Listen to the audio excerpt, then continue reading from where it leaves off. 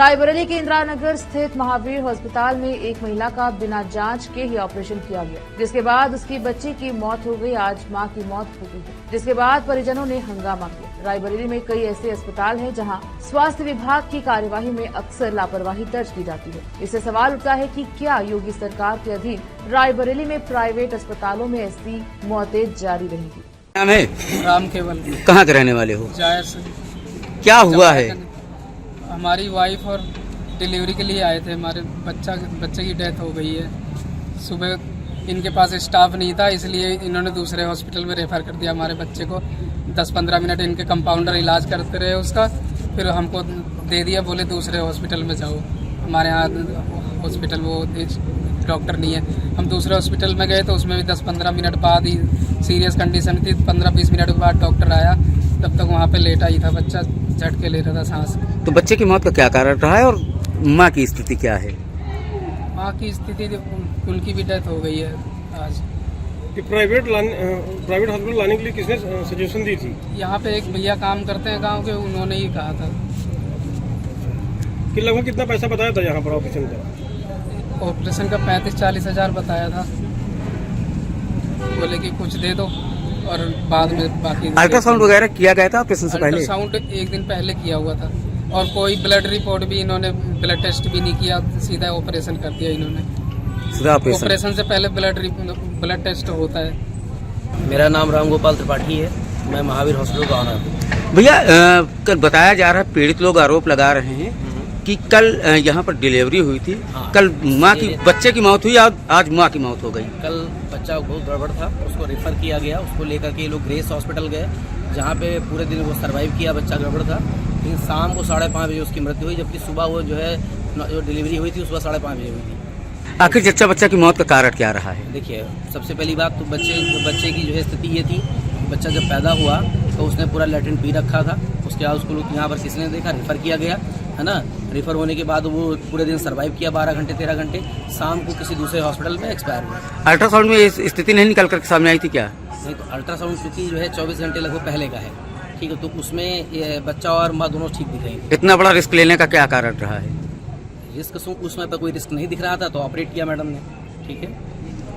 अगर हालत ज़्यादा गंभीर थी, आपने क्या डिस्ट्रिक्ट हॉस्पिटल के लिए एडवाइस नहीं किया? नहीं, उस समय पर अटेंडर से कहा गया था कि अगर चाहें कि और कहीं नॉर्मल ट्राई कराना चाहें, क्योंकि यहाँ पर हम लोगों ने ऑपरेशन के लिए बता दिया था। पीड़ित आरोप लगा रहे कि हार्ड डिस्क गायब है कैमरे की। हार्ड डिस्क चूंकि वो हमारी जानकारी में नहीं है, पहले से कैमरे वाले बुलाया गया, तो लगभग 1 हफ्ते पहले ही कुछ प्रॉब्लम थी उसमें, तो वो चूंकि गारंटी में थी तो रिप्लेस के लिए उसने भेजा। आखिर अधिकारी को निर्देश है कि नहीं, कैमरा जो है हॉस्पिटल में लगातार चालू रहेगा। कैमरे चल रहे हैं, उस वर्तमान में चालू है, लेकिन जो है वो थोड़ी सी टेक्निकल प्रॉब्लम हो गई है।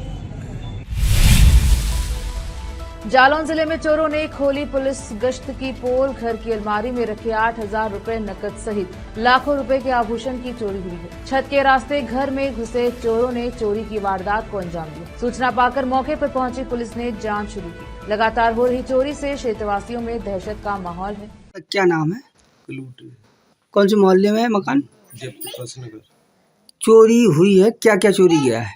मंगलसूत्र, जंजीर और ब्रिजबाला, अंगूठी 4 और 8,000 रुपये। तो आप लोग कहाँ थे जब चोरी हुई? पूरा ही थी, सब पूरा घर? पूरा घर, एक बच्चा हाँ, और एक बच्ची थी यहाँ पे थी। ये कब हुई घटना? कल रात में। लखनऊ के थाना गोसाईगंज पुलिस ने एक शातिर चोर को गिरफ्तार किया है। उसने ग्राम मुंशीगंज अमेठी में रात के समय एक बोरी में रखे मोबाइल फोन और 50 किलो गेहूं को चोरी किया था। चोर गेहूं को 800 रुपए में बेच चुका था, लेकिन मोबाइल फोन बेचने के लिए अब गिरफ्तार हो गया। थाना गोसाईगंज पुलिस टीम ने उसे 3 मई को ग्राम हसनपुर लोनी पुलिस पुलिया के पास गिरफ्तार किया। लखनऊ के थाना गोसाईगंज पुलिस ने 16 वर्षीय नाबालिग लड़की को बहलाकर भगा ले जाने वाले आरोपी को गिरफ्तार किया। आरोपी ने 26 अप्रैल को शाम 4 बजे लड़की को घर से भगा लिया था। गोसाईगंज पुलिस ने इस मामले में कार्यवाही की और 1 मई को पीड़ित को बरामद किया। आरोपी को 3 मई को नगरराम तिराहा गंगागंज के पास गिरफ्तार कर धारा 363, 366 लगाकर जेल भेजा गया।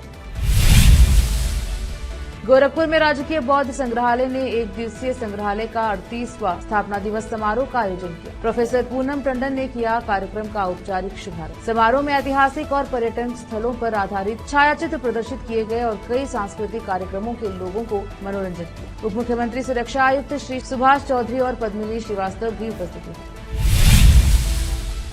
डुमरियागंज लोकसभा क्षेत्र से इंडिया अलायंस के प्रत्याशी भीष्म शंकर कुशल तिवारी ने सिद्धार्थनगर में नामांकन कार्यक्रम में हिस्सा लिया। उनके साथ अभिभावक माता प्रसाद पांडे, बड़े भाई विनय शंकर तिवारी और कार्यकर्ता भी उपस्थित रहे। उन्होंने कहा कि यह समय जनता के साथ मिलकर सही दिशा में आगे बढ़ने का है।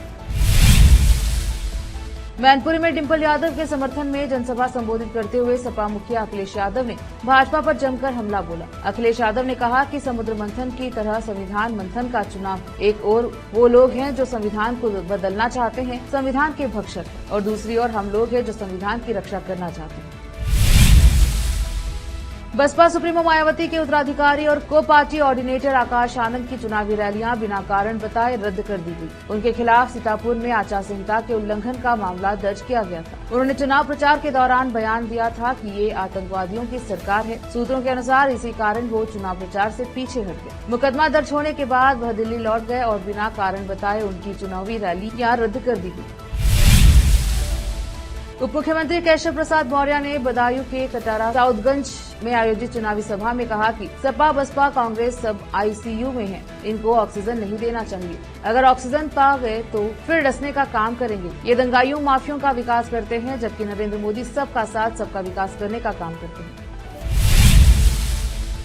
हमीरपुर में चुनावी स्वीप कार्यक्रमों की रणनीति की बैठक हुई। विभागों ने चलाए जा रहे स्वीप कार्यक्रमों की समीक्षा की और आने वाले दिनों में मतदाताओं को पहुंच बनाने की रणनीति साझा की। वोटर्स को जागरूक करने के लिए अस्पतालों, मेडिकल स्टोर्स, पैथोलॉजी के पर्चे पर मोहर लगाई जाएगी। साथ ही पेट्रोल पंप, गैस सिलेंडर, कोटेदार, विद्यालय, दुकान, मिठाई के डिब्बे, झोले, औद्योगिक क्षेत्र में भी सेल्फी पॉइंट, बैनर और पत्रों में मोहर लगाकर मतदाताओं को जागरूक किया जाएगा। कार्यक्रम के लिए विभिन्न अधिकारी उपस्थित हैं।